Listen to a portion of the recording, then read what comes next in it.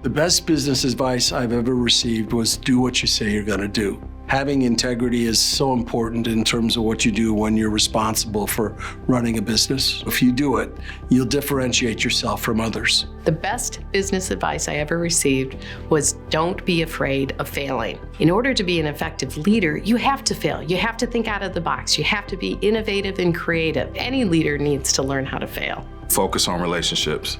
Building the best relationships comes from a place of trust. We try to teach our clients and educate them through the process, which allows us to build a relationship with them. The best business advice that I've received is to take more risks. When you allow yourself to dream big, make bold changes, that is really when learning and change occurs. Be curious. Curiosity empowers innovation and it empowers new ideation in healthcare, and that's what we're here to go ahead and develop and do. The best business advice I've ever received is being told no. Being kind of overlooked and underestimated my entire career, this fuel that keeps things going. You don't need to be an expert. You just need to have a great vision, have some validation in the market, find the pain points that a consumer wants, and you're ready to go. The best business advice I've ever received was to create your own luck. Luck does not happen sitting on the couch on a Sunday. Luck happens when you take action. The only way things happen in life is if you go after them and you do things that are maybe unorthodox, and you end up creating your own luck. My favorite company core value is care. We are a healthcare company, but in the early days, it's often hard to protocolize every customer service interaction. And so when you can actually make somebody feel important, I think it makes a meaningful impact. Well, our fundamental core value is our family values within the business. I cannot have this business and it cannot be as successful as it is without our employees and the way they have their dedication, their training. So our core value is really just a family ethics that we bring to the business itself. To serve our community. I've had the privilege to talk to or to have people come back and say, because of what you did, I was able to buy my home. Because of what you do, I'm able to send my kids to school. My favorite company core value is continuous learning. Get down in the field, get your hands dirty, learn from the peers, learn from some of the experts who've been in the industry. It's all part of the game. Being team-oriented and trust and respect. Creating a conducive, open culture where we create an environment where every team member is free to share ideas. And it really helps in demonstrating how we can grow and help the clients.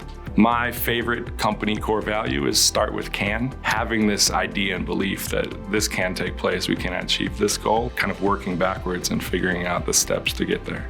My leadership superpower is to think ahead. If you have a good product, sales becomes easier, marketing becomes easier. If you're not looking ahead, that means you're not going to be growing in the future, and if you're not growing, you're dying. My leadership superpower is being a visionary thinker, to be able to convey my vision in a way that allows people to say, I believe in that, or here's my value that I add to that. Being people's person, I try and build strong relationships. And I do that by engaging them and being together with them. And when they feel empowered, it brings out great value out of the system.